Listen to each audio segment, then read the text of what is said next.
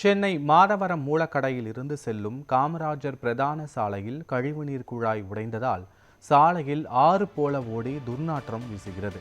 இது தொடர்பான முழுமையான விவரங்களோடு எமது செய்தியாளர் சிலம்பரசன் இணைப்பில் இருக்கிறார். சிலம்பரசன், கழிவுநீர் கலந்து சாலையில் செல்வதால் பொதுமக்கள் எந்த அளவுக்கு பாதிப்பை சந்தித்திருக்கிறார்கள்? இதனை சரி செய்ய அதிகாரிகள் இன்னும் ஏன் நடவடிக்கை எடுக்கவில்லை? வணக்கம் பத்மநாபன். சென்னை மாதவரம் மூலக்கடையில் இருந்து செல்லும் காமராஜர் பிரதான சாலையில் கழிவுநீர் குழாய் உடைந்ததால் சாலையில் ஆறு போல ஓடிய கழிவுநீர் துர்நாற்றத்தால் மூக்கை மூடிக்கொண்டு செல்லும் பொதுமக்கள்.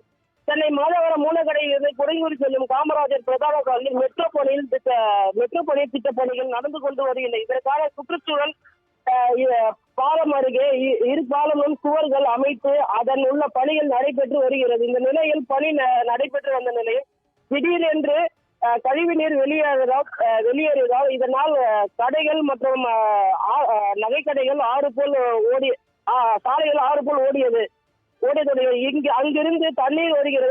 இதனை பார்த்த பொழுது கழிவுநீர் குழாயில் ஏற்பட்ட அதிக அழுத்தம் காரணமாக குழாய் வெடித்ததால் தண்ணீர் வெளியாகி வருகின்றது. சாலையில் வெளியே செல்வதால் பகுதியில் துர்நாற்றம் வீசி வருகிறது. இது பொதுமக்களிடம் ஒரு துர்நாற்றத்தை ஏற்படுத்தி உள்ளது. இதன் தொடர்ச்சியாக சென்னை மாதவரம் பகுதியில் உள்ள பள்ளி செல்லும் போது அந்த வழியாக பள்ளி மாணவர்கள் நடந்து செல்ல அவல நிலை உருவாகி உள்ளது. மாநகராட்சி பல முறை தெரிவித்த போதும் எந்த ஒரு நடவடிக்கை எடுக்காமல் அலட்சிய போக்கு காட்டி வருவதாக தெரிவிக்கின்றனர் பத்மநாபன். காட்சிகளோடு விவரங்களுக்கு நன்றி சிலம்பரசன்.